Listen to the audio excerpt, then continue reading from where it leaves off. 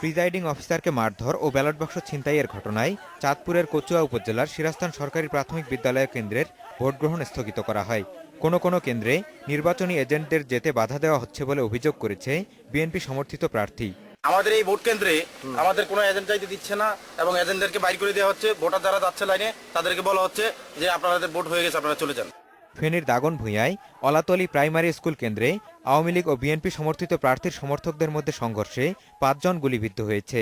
Ballot বাক্স ভাঙচুর ও ছিনতাইয়ের ঘটনার পর ভোট গ্রহণ স্থগিত করেছে নির্বাচন কমিশন।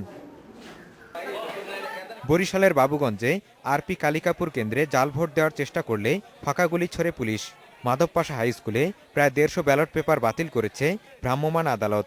কারচুপির অভিযোগে মুলাদিতে ৫ জন প্রার্থীর ৪ জনই ভোট বর্জন করেছেন।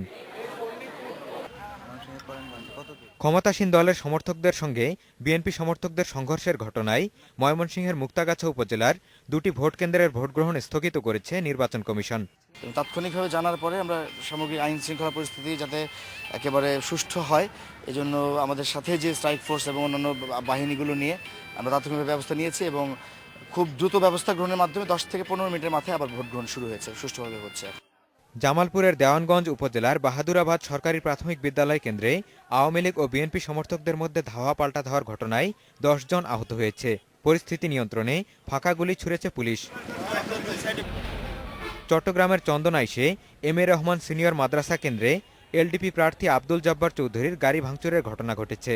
হামলায় আহত হয়েছেন তার কয়েকজন সমর্থক। সীতাকুণ্ডের দক্ষিণ বেদাইনগরে এক বিএনপি কর্মীর মোমবাতির কারখানায় আগুন দিয়েছে দুর্বৃত্তরা। Independent news.